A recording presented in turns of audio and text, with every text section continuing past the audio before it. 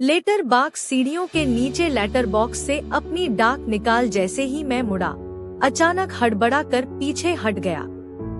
मेरे बिल्कुल पीछे एक नवयौवना अपने चकाचौंध करने वाले सौंदर्य के साथ खड़ी थी, जैसे चंद्रमा अपनी संपूर्ण कलाओं के साथ धरती पर अटखेलियां करने के लिए निकला हो। अचानक पीछे मुड़ने से मैं उस सौंदर्य की प्रतिमा से टकराते टकराते बचा था, क्योंकि वह बिल्कुल मेरे पीछे खड़ी थी।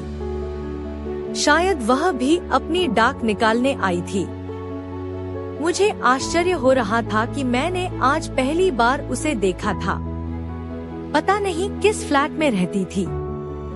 हड़बड़ा कर पीछे हटते ही मेरे मुंह से निकला, सॉरी आप। उसके चेहरे पर कोई शर्मिंदगी या आश्चर्य के भाव नहीं थे। बड़ी सहजता से मुस्कुराते हुए बोली, इट्स ओके। इसके बाद मैं सिमट कर उसकी बगल से निकला तो ऐसा लगा जैसे सुगंध की एक मधुर बयार मेरे शरीर से टकरा कर गुजर गई हो। बड़ी ही मदहोश कर देने वाली खुशबू थी। उसके शरीर की खुशबू को अपने नथुनों में भरता हुआ मैं सीढ़ी पर पहला कदम रखने वाला ही था कि उसकी खनकती आवाज मेरे कानों में पड़ी। सुनिए।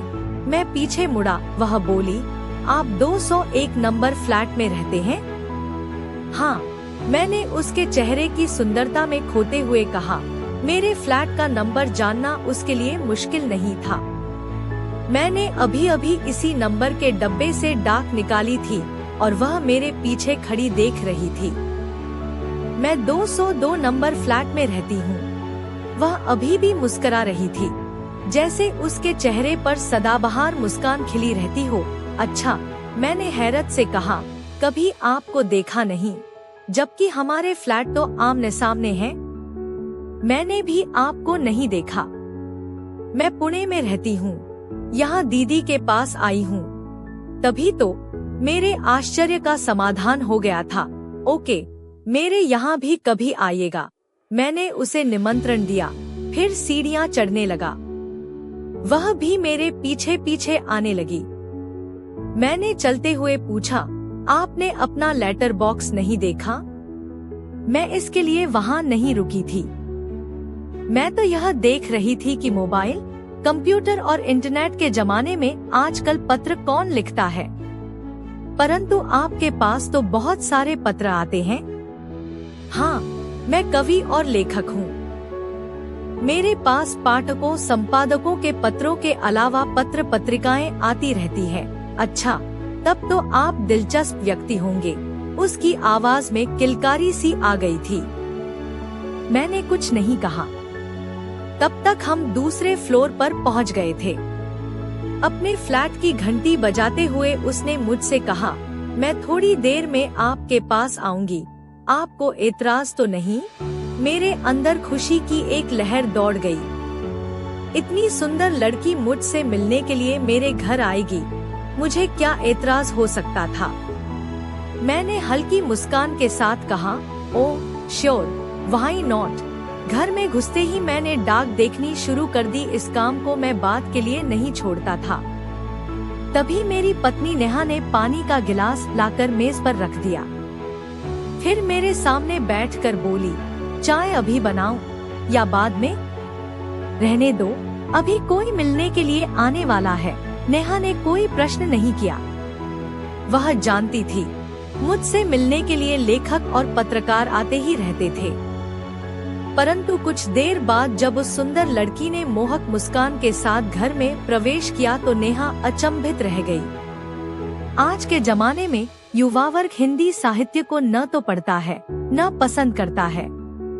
युवतियां तो बिल्कुल भी नहीं। फिर वह लड़की मेरे पास क्या करने आई थी? संभवतया नेहा यही सोच रही थी, परंतु उसने खुले दिल से उसका स्वागत किया। परिचय का आदान प्रदान हुआ। पता चला उसका नाम छवि था। सचमुच वह सौंदर्य की प्रतिमा थी। उसके चांद से दमकते चेहरे पर सौंदर्य जैसे हंसता सा लगता था। आंखें बड़ी बड़ी और चंचल थी। होंठ कुदरती तौर पर लाल थे और उसके माथे पर बालों की एक छोटी सी लट जैसे उसकी सुंदरता को काली निगाहों से बचाने के लिए स्वत वहाँ लहरा रही थी। नेहा के मन में स्त्रीजन्य ईर्ष्या भाव जागृत हुआ था। यह उसके चेहरे के भावों से स्पष्ट था।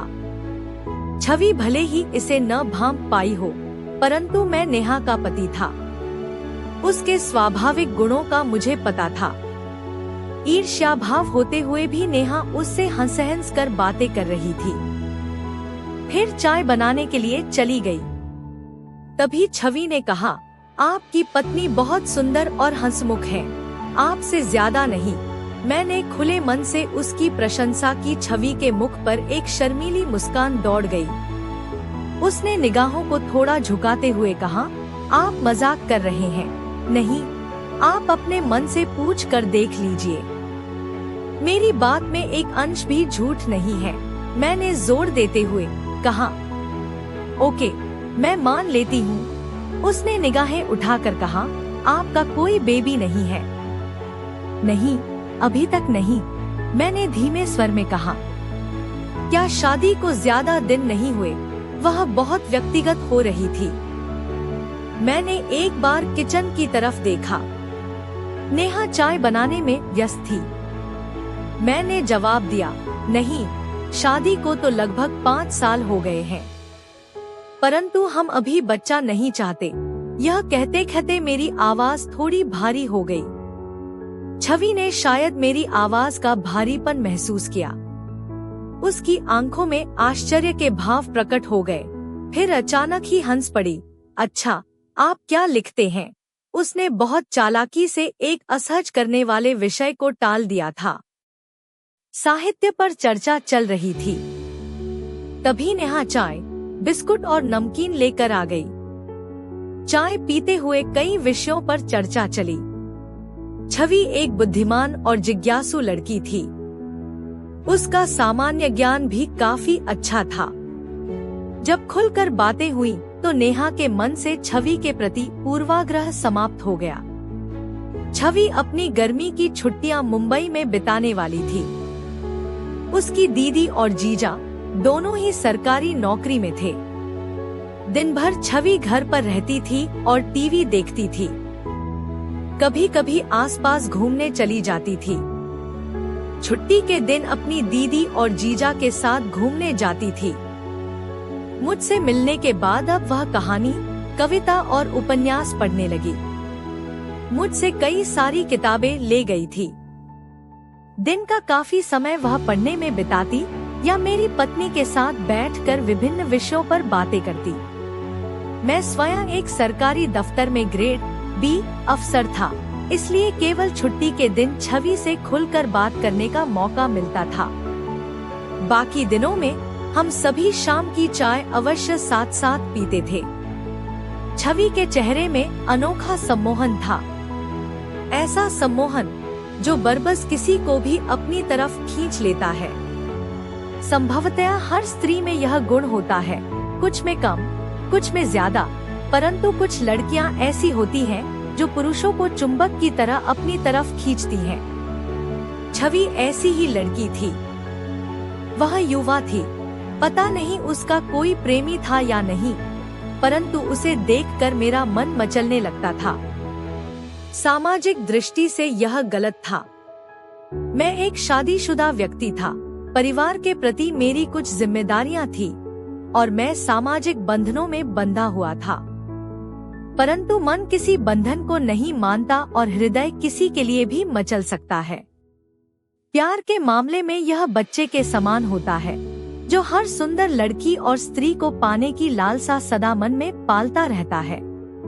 मैं नेहा को देखता तो हृदय में अपराध बोध पैदा होता, परंतु जैसे ही छवि को देखता तो अपराध बोध गायब हो जाता और खुशी की एक ऐसी लहर तनमन में दौड़ जाती कि जी चाहता यह लहर कभी खत्म न हो। शरीर के अंग अंग में ऐसी लहरें उठती ही रहें और मैं उन लहरों में डूब जाऊं। छवि सामान्य ढंग से मेरे घर आती, हमारे साथ बैठकर बातें करती, चाय पीती और चली जाती। कभी पुस्तकें मांग कर ले जाती और पढ़कर वापस कर देती। उसने मेरी भी कहानियां पढ़ी थी, परंतु उन पर कोई प्रतिक्रिया नहीं दी थी। मैं पूछता तो बस इतना कहती, ठीक है, अच्छी लगी, बस, और कोई विशेष टिप्पणी नहीं। उसकी बातों से नहीं लगता था कि वह मेरे लेखन या व्यक्तित्व से प्रभावित थी। यदि वह मेरे किसी गुण की प्रशंसा करती तो मैं समझ सकता था कि उसके हृदय में मेरे लिए कोई स्थान था। फिर मैं उसके हृदय में प्रवेश करने का कोई न कोई रास्ता तलाश कर ही लेता। मेरी सबसे बड़ी कमजोरी थी कि मैं शादीशुदा था। सीधे सीधे बात करता तो वह मुझे छिछोरा या लंपट समझती। मुझे मन मारकर अपनी भावनाओं को दबाकर रखना पड़ रहा था। मेरे मन में उससे अकेले में मिलने की लालसा बलवती होती जा रही थी, परंतु मुझे कोई रास्ता नहीं दिखाई पड़ रहा था। इस तरह 15 दिन निकल गए। जैसे जैसे उसके पुणे जाने के दिन कम हो रहे थे, वैसे वैसे मेरे मन की बेचैनी बढ़ती जा रही थी। फिर एक दिन कुछ आश्चर्यजनक हुआ। मैं ऑफिस जाने के लिए सीढ़ियों से उतरकर नीचे आया तो देखा नीचे छवि खड़ी थी। मैंने आश्चर्य से पूछा, यहाँ क्या कर रही हो? आपका इंतजार, उसने आंखों को मटकाते हुए कहा। क्या? मुझे हल्का सा आश्चर्य हुआ। एक बार दिल भी धड़क कर रह गया। क्या उसके दिल में मेरे लिए कुछ है? बता नहीं सकता था, क्योंकि लड़कियां अपनी भावनाओं को छिपाने में बहुत कुशल होती हैं। हाँ, आपको ऑफिस के लिए देर तो नहीं होगी? नहीं, बोलिए, मैं घर में सारा दिन पड़े पड़े बोर हो जाती हूँ। टीवी और किताबों से मन नहीं बहलता। कहीं घूमने जाने का मन है, क्या आप मेरे साथ कहीं घूमने चल सकते हैं? उसका प्रस्ताव सुनकर मेरा मन बल्लियों उछलने लगा, परंतु फिर हृदय पर जैसे किसी ने पत्थर रख दिया। मैं शादीशुदा था और नेहा को घर में छोड़कर मैं उसे घुमाने कैसे ले जा सकता था? नेहा को साथ ले जाता तो छवि को घुमाने का क्या लाभ? मैंने असमंजस भरी निगाहों से उसे देखते हुए कहा, आपके दीदी जीजा तो रविवार को आपको घुमाने ले जाते हैं। नहीं, मैं आपके साथ जाना चाहती हूँ। मेरा दिल फिर से धड़का, परंतु नेहा साथ रहेगी? छुट्टी के दिन नहीं, उसने निसंकोच कहा। आप दफ्तर से एक दिन की छुट्टी ले लीजिए, फिर हम दोनों बाहर चलेंगे। अच्छा, अपना मोबाइल नंबर दो, मैं दफ्तर जाकर फोन करूँगा।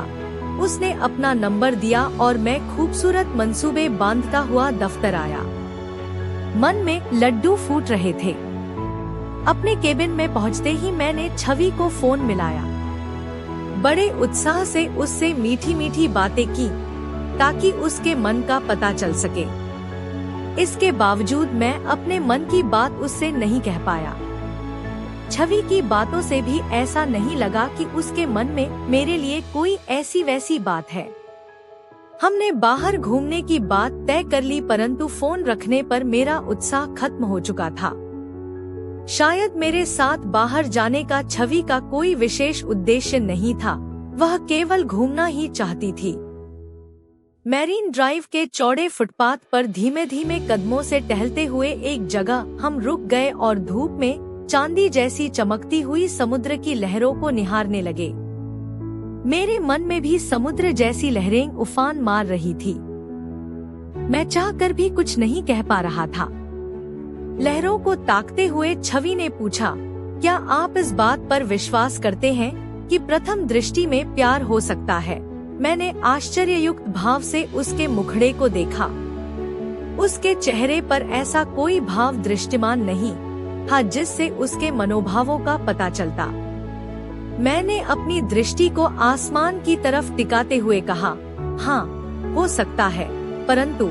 अब उसने मेरी ओर हैरत से देखा और पूछा, परंतु क्या? परंतु यानी ऐसा प्रेम संभव तो होता है, परंतु इसमें स्थायित्व कितना होता है, यह इस बात पर निर्भर करता है कि दोनों व्यक्ति कितने समय तक एक दूसरे के साथ रहते हैं। छवि शायद मेरी बात का सही मतलब समझ गई थी, इसलिए आगे कुछ नहीं पूछा। मैंने छवि से कहीं बैठने के लिए कहा तो उसने मना कर दिया। फिर हम टहलते हुए तारापुर एक्वेरियम तक गए। मैंने उसे एक्वेरियम देखने के लिए कहा तो उसने बताया कि वह देख चुकी थी। मुंबई देखने का उसका कोई इरादा भी नहीं था। उसने बताया कि वह केवल मेरे साथ घूमना चाहती थी। दोपहर तक हम लोग मैरीन ड्राइव में ही घूमते रहे। निरुद्देश्य हम दोनों ने बहुत बातें की, परंतु मैं अपने मन की गांठ न खोल सका। उसकी बातों से भी ऐसा कुछ नहीं लगा कि उसके मन में मेरे प्रति कोई ऐसा वैसा भाव है। मैं शादीशुदा था, इसलिए अपनी तरफ से कोई पहल नहीं करना चाहता था। लगभग 2 बजे मैंने उससे लंच करने के लिए कहा तो भी उसने मना कर दिया। मुझे अजीब सा लगा, कैसी लड़की है, सुबह से मेरे साथ घूम रही है और खाने पीने का नाम तक न लिया। कब तक भूखी रहेगी? मैं उसे जबरदस्ती पास के एक रेस्तरां में ले गया और जबरदस्ती डोसा खिलाया। आधा डोसा मुझे ही खाना पड़ा। रेस्तरां में बैठे बैठे मैंने पहली बार महसूस किया कि वह कुछ उदास थी। क्यों थी, मैंने नहीं पूछा। मैं चाहता था कि वह स्वयं बताए कि उसके मन में क्या घुमड़ रहा था। रेस्तरां के बाहर आकर मैंने उसकी तरफ देखते हुए पूछा, अब कहीं चलकर बैठते हैं? उसने लापरवाही के भाव से कहा। आसपास कोई पार्क नहीं था, बस समुद्र का किनारा था। मैंने कहा, जुहू चलें? हाँ, मैंने टैक्सी की और जुहू पहुंच गए। बीच पर भीड़ जुटनी शुरू हो गई थी, परंतु उसने कहीं एकांत में चलने के लिए कहा। मुख्य बीच से दूर कुछ नारियल वाले अपना स्टॉल लगाते हैं, जहां केवल प्रेमी जोड़े जाकर बैठते हैं। मैंने एक ऐसा ही स्टॉल चुना और एक एक नारियल लेकर आमने सामने बैठ गए। यह इस बात का संकेत था कि हम दोनों के बीच प्रेम जैसा कोई भाव नहीं था, वरना हम अगल बगल बैठते और एक ही नारियल में एक ही स्ट्रॉ से नारियल पानी सुड़कते। आप कुछ उदास लग रही हैं? नारियल पानी पीते हुए मैंने पूछ ही लिया। मैं उसकी मुंह उदासी से खिन्न सा होने लगा था। उसी ने घूमने का प्रोग्राम बनाया था और वही इससे खुश नहीं थी। मेरा मकसद अलग था। उसके साथ घूमना मेरे लिए खुशी की बात थी, परंतु उसकी नाखुशी में मेरी खुशी कहाँ? उसने मेरी आंखों में देखते हुए कहा, क्या मेरा आपके साथ घूमना सही है? मैं अचकचा गया। यह कैसा प्रश्न था? मैं उसे जबरदस्ती अपने साथ नहीं लाया था। फिर उसने ऐसा क्यों कहा? शायद वह मेरी परेशानी भांप गई। तुरंत बोली, मेरा मतलब है, अगर आपकी पत्नी को पता चल गया कि मैंने आपके साथ पूरा दिन बिताया है, तो उन्हें कैसा लगेगा? क्या वे इसे गलत नहीं समझेंगी? मैंने एक लंबी सांस ली। क्या सुबह से वह इसी बात को लेकर परेशान हो रही थी? मैंने उसकी तरफ झुकते हुए कहा, पहले तो अपने मन से यह बात निकाल दो कि हम कुछ गलत कर रहे हैं। दूसरी बात, अगर हमारे बीच ऐसा वैसा कुछ होता है तो भी गलत नहीं है, क्योंकि जिस प्रेम को लोग गलत कहते हैं वह केवल एक सामाजिक मान्यता के अनुरूप गलत होता है, परंतु प्राकृतिक रूप से नहीं। यह तो कभी भी, कहीं भी और किसी से भी हो सकता है। क्या एक साथ 2 या अधिक व्यक्तियों से प्रेम किया जा सकता है? उसने असमंजस से पूछा। हाँ, क्यों नहीं? बिल्कुल कर सकते हैं, परंतु उनकी डिग्री में फर्क हो सकता है। मैंने बिना किसी संदर्भ के कहा। मुझे पता भी नहीं था कि छवि के पूछने का क्या तात्पर्य था, किससे संबंधित था, स्वयं से या किसी और से? क्या शादीशुदा व्यक्ति भी? मेरा दिल धड़का। मैंने उसकी आंखों में झांका। वहाँ कुतूहल और जिज्ञासा थी। वह उत्सुकता से मेरी तरफ देख रही थी। मैंने जवाब दिया, बिल्कुल। मैंने चाहा कि कह दूं, मैं भी तो तुम्हें प्यार करता हूँ, जबकि मैं शादीशुदा हूँ, परंतु कह न पाया। उसकी आंखें झुक गईं। क्या उसे पता था कि मैं उसे प्यार करने लगा था? लड़कियां लड़कों के मनोभावों को शीघ्र समझ जाती हैं, जबकि वे बहुत जल्दी अपने हृदय को दूसरे के समक्ष नहीं खोलती। फिर एक लंबी चुप्पी और फिर निरुद्देश्य टहलना, अर्थहीन बातें करना। लहरों के शोर में अपने मन की बात एक दूसरे को कहने का प्रयास करना, कुछ खुलकर न कहना, यह हमारे पहले दिन का प्राप्य था। इसमें सुख केवल इतना था कि वह मेरे साथ थी, परंतु दुख इतना लंबा कि रात सैकड़ों मील लंबी लगती, कटती ही न थी। पत्नी की बाहों में भी मुझे कोई सुख नहीं मिलता, क्योंकि मस्तिष्क और हृदय में छवि दौड़ रही थी, जहां उसके कदमों की धमधम थी। उसके सौंदर्य की आभा से चकाचौंध होकर मैं पत्नी के प्रेम सुख का लाभ उठाने में असमर्थ था। जब मन कहीं और होता है तो तन उपेक्षित हो जाता है। मेरे हृदय में घनीभूत पीड़ा थी। छवि बिल्कुल मेरे पास थी, फिर भी कितनी दूर। मैं अपने मन की बात भी उससे नहीं कह पा रहा था। उसने भी तो नहीं कहा था कुछ। मेरे साथ वह केवल घूमने के लिए नहीं गई थी, कुछ तो उसके मन में था जिसे वह कहना चाह कर भी नहीं कह पा रही थी। मैं उसे समझ नहीं पा रहा था। अगले दिन न तो वह मेरे घर आई, न मेरे मोबाइल पर संपर्क किया। मैं बेचैन हो गया। क्या बात है, सोच सोच कर मैं परेशान हो रहा था, परंतु मैंने भी उसे फोन करने का प्रयत्न नहीं किया। मैं नेहा से दुखी नहीं था। वह एक सुंदर स्त्री ही नहीं, अच्छी पत्नी भी थी। सारे काम कुशलता से करती थी, कभी मुझे शिकायत का मौका नहीं देती थी। थोड़ी नोकझोंक तो हर घर में होती थी। मनमुटाव हमारे बीच भी होता था, परंतु इस हद तक नहीं कि हम एक दूसरे को तलाक देने की बात सोचते। छवि मेरे मन में ही नहीं, हृदय में भी बस चुकी थी, परंतु क्या उसके लिए मैं नेहा को छोड़ दूंगा? संभवतया ऐसा न हो। छवि के साथ मेरा प्यार अभी तक लगभग एक तरफा था। प्यार परवान नहीं चढ़ा था। परवान चढ़ता तो भी क्या मैं छवि के लिए नेहा को छोड़ देता? यह सोचकर मुझे तकलीफ होती है। अपने प्यार की सजा क्या मैं नेहा को दे सकता था? उसका जीवन बर्बाद कर सकता था? इतनी हिम्मत नहीं थी। फिर भी मैं छवि को अपने दिलो दिमाग से बाहर नहीं करना चाहता था। औरतें पुरुषों की मनोस्थिति बहुत जल्दी भांप लेती हैं। जब से छवि मेरे हृदय में आकर विराजमान हुई थी, मेरा व्यवहार असामान्य सा हो गया था। पढ़ने में मन न लगता, लिखने का तो सवाल ही नहीं उठता था। घर में ज्यादातर समय मैं लेटकर गुजारता। ऐसी स्थिति में नेहा का मेरे ऊपर संदेह करना स्वाभाविक था। उसने पूछ लिया, आजकल आप कुछ खिन्न से रहते हैं? क्या बात है? क्या ऑफिस में कोई परेशानी है? मैं उसे अपने मन की स्थिति से कैसे अवगत कराता? बेजान सी मुस्कुराहट के साथ कहा, हाँ, आजकल ऑफिस में काम कुछ ज्यादा है, थक जाता हूँ, तो कुछ दिनों की छुट्टी ले लीजिए। कहीं बाहर घूम कर आते हैं, यह तो और मुश्किल है।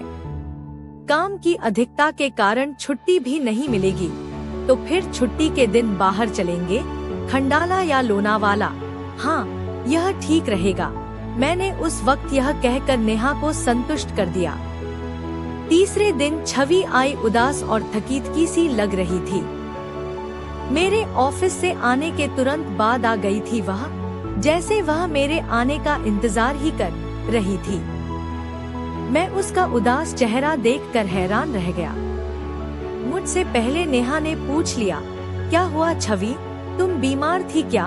वह सोफे पर बैठते हुए बोली, हाँ दीदी, हमें पता ही नहीं चला। नेहा ने कहा, बैठो, मैं चाय बना कर लाती हूँ। वह चली गई तो मैंने शिकायती लहजे में कहा, आपने बताया भी नहीं। उसने कुछ इस तरह मुझे देखा, जैसे कह रही हो, मैं तो तुम्हारे सामने ही बीमार पड़ी थी। फिर देखा क्यों नहीं। फिर कहा, क्या बताती, आपको स्वयं पता करना चाहिए था। मैं कोई दूर रहती हूँ। उसकी शिकायत वाजिब थी। मैं शर्मिंदा था। वह क्यों बताती कि वह बीमार थी? अगर मेरा उससे कोई वास्ता था, तो मुझे स्वयं उसका ख्याल रखना चाहिए था। क्या हुआ था? मैंने सरगोशी में पूछा, जैसे मैं कोई गुप्त बात पूछ रहा था। और मुझे डर था कि कोई हमारी बातचीत सुन लेगा। मुझे खुद नहीं पता, उसने दीवार की तरफ देखते हुए कहा। उसकी आवाज से लग रहा था वह अपने बारे में बताना नहीं चाहती थी। मैंने भी जोर नहीं दिया। उसकी उदासी से मैं स्वयं दुखी हो गया, परंतु उसकी उदासी दूर करने का मेरे पास कोई इलाज नहीं था। डॉक्टर को दिखाया था, मैं और क्या पूछता।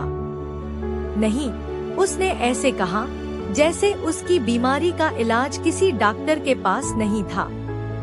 कैसी अजीब लड़की है। बीमार थी, फिर भी डॉक्टर को नहीं दिखाया था। यह भी उसे नहीं पता कि उसे हुआ क्या था। क्या वह बीमार नहीं थी? उसको कोई ऐसा दुख था जिसे वह जानबूझकर दूसरों से छिपाना चाहती थी। वह अंदर ही अंदर घुट रही थी, परंतु अपने हृदय की बात किसी को बता नहीं रही थी। फिर एक लंबी चुप्पी, तब तक नेहा चाय लेकर आ गई। बातों की दिशा अचानक मुड़ गई। नेहा ने पूछा, हाँ, अब बताओ क्या हुआ था? छवि पहली बार मुस्कुराई। कुछ खास नहीं, बस सर्दी जुकाम था, इसलिए 2 दिन आराम किया। नेहा से वह बड़े सामान्य ढंग से बातें कर रही थी, परंतु मैं जानता था उसके अंदर बहुत कुछ छिपा हुआ था। वह हम सबको ही नहीं, स्वयं को धोखा दे रही थी। छवि के व्यवहार में विरोधाभास था। नेहा के साथ वह सामान्य व्यवहार करती थी, जबकि मेरे साथ बात करते समय वह चिड़चिड़ा जाती थी। इसका क्या कारण था, यह तो वही बता सकती थी, परंतु कोई न कोई बात उसे परेशान अवश्य कर रही थी। इतवार का दिन था। नेहा ने अपनी सहेलियों के साथ वाशी में जाकर शॉपिंग का प्रोग्राम बनाया था। वहाँ अभी 2 से 3 मॉल खुले थे।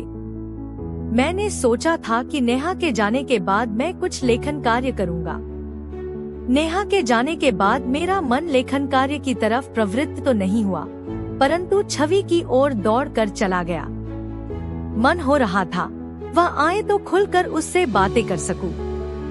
मेरे ऐसा सोचते ही दरवाजे की घंटी बजी।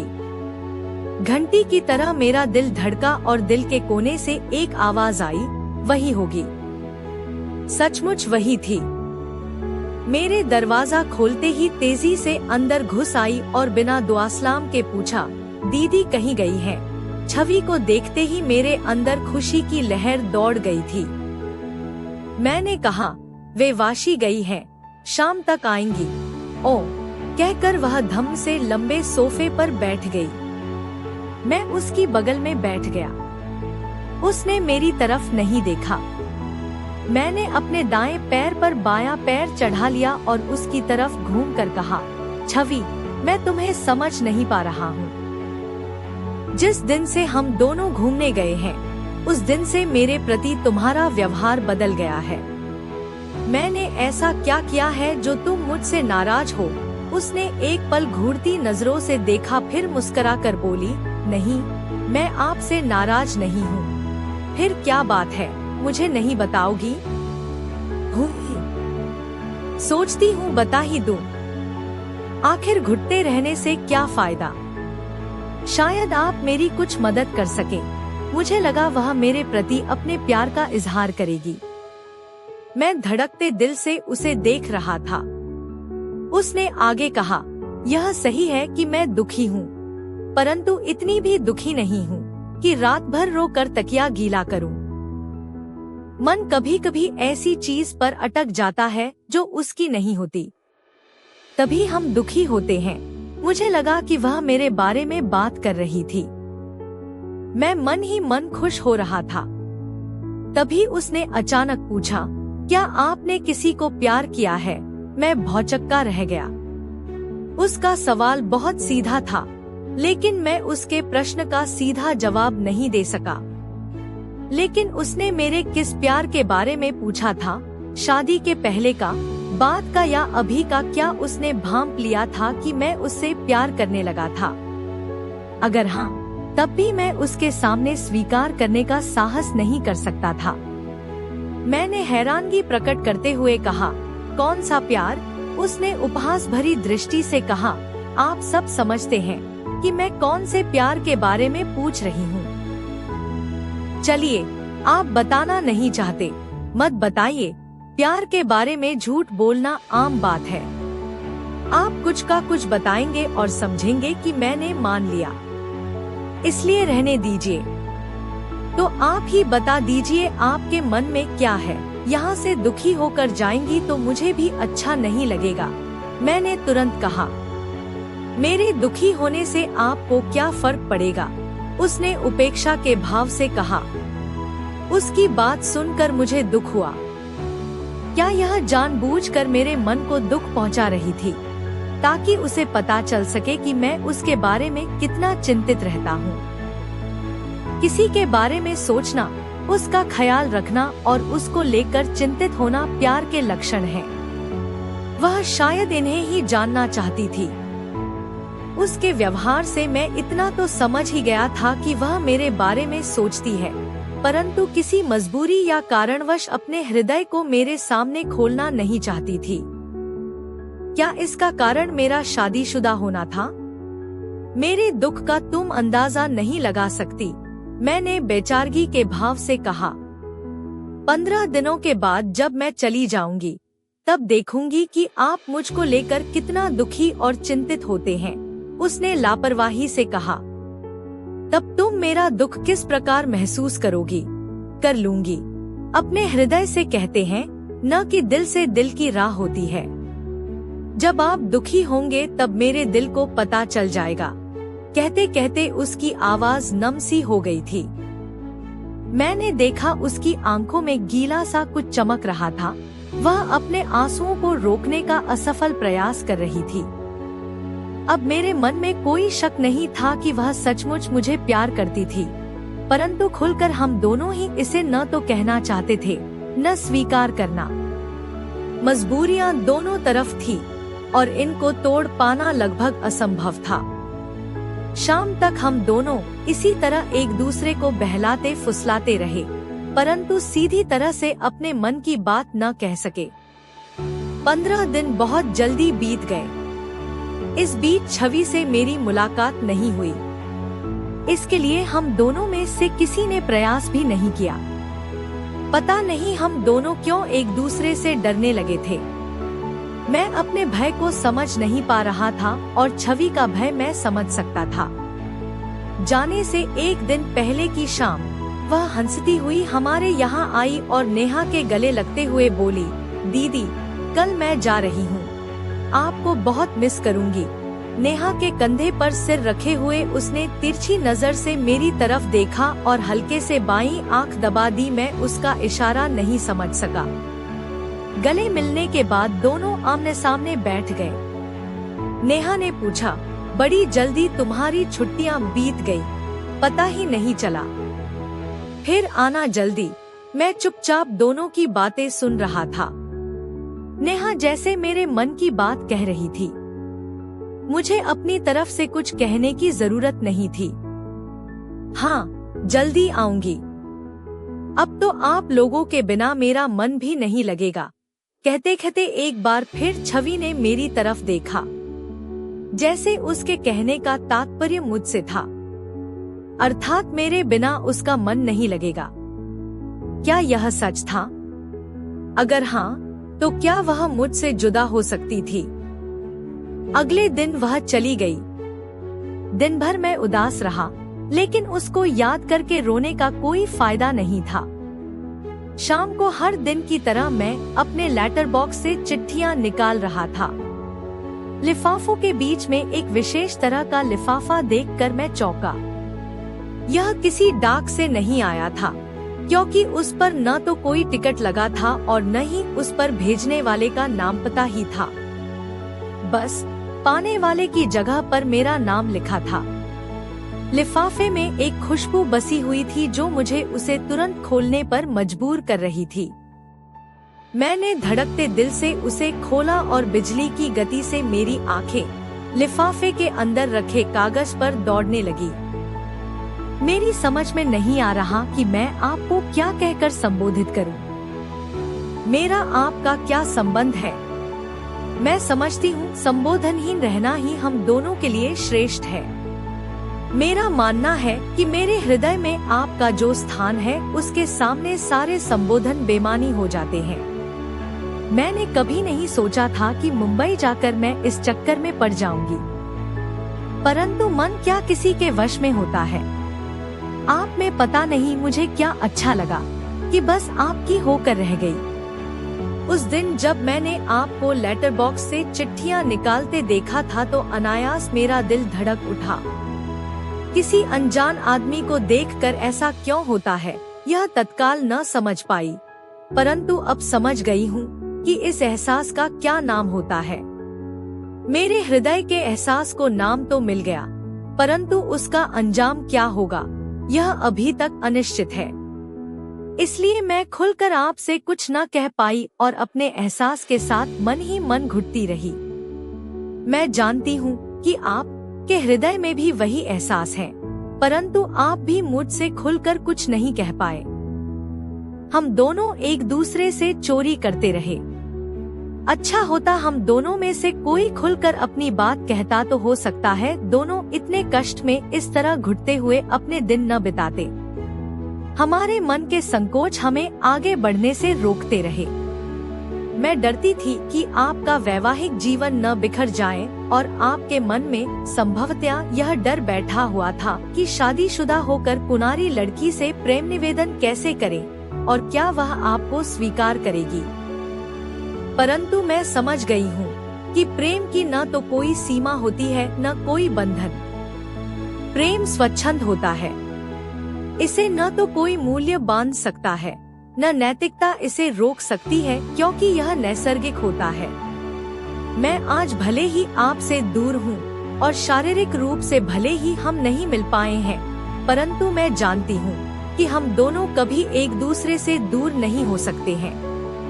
मैं फिर लौट कर आऊंगी और अगली बार जब मैं आपसे मिलूंगी तब मेरे मन में कोई संकोच, कोई झिझक नहीं होगी। तब आप भी अपने बंधनों को तोड़कर मेरे साथ प्यार की नैसर्गिक दुनिया में खो जाएंगे। अब और ज्यादा नहीं, मैं अपने दिल को खोलकर आपके सामने रख रही हूँ। आप इसे स्वीकार करेंगे या नहीं यह तो भविष्य ही बताएगा, परंतु मैं आपकी हूँ इतना अवश्य जानती हूँ। पत्र को पढ़कर मैं पूरी तरह से रोमांचित हो उठा था। मेरा रोम रोम सिहर उठा। काश थोड़ी सी और हिम्मत की होती तो हम दोनों इस तरह विरह के आंसू बहाते हुए न जुदा होते। मैंने पत्र को कई बार पढ़ा और बार बार उसे सूंघ कर देखता रहा। उसमें छवि के हाथों की खुशबू थी। मैंने उसे अंदर तक महसूस किया। पत्र को हाथों में थामे हुए मुझे कई पल बीत गए। अचानक एक धमाके की तरह नेहा ने मेरे मन में प्रवेश किया। उसकी मुस्कान मेरे दिल को बर्छी की तरह घायल कर गई। नेहा मेरी पत्नी थी। मुझे उससे कोई शिकायत नहीं थी। वह सुंदर थी, गृह कार्यों में कुशल थी, मुझे जीजान से प्यार करती थी। फिर मैं कौन सा प्यार पाने के लिए उससे दूर भाग रहा था? क्या मैं मृगतृष्णा का शिकार नहीं हो गया था? मानसिक और शारीरिक दोनों ही प्यार मेरे पास उपलब्ध थे। फिर छवि में मैं कौन सा प्यार ढूंढ रहा था? मेरे मन में चिंगारियां सी जलने लगी। हृदय में जैसे विस्फोट से हो रहे थे, ऐसे विस्फोट जो मेरे जीवन को जलाकर तहस-नहस करने के लिए आमादा थे। मैंने तुरंत मन में एक अडिग फैसला लिया। मैं जानता था मुझे क्या करना था।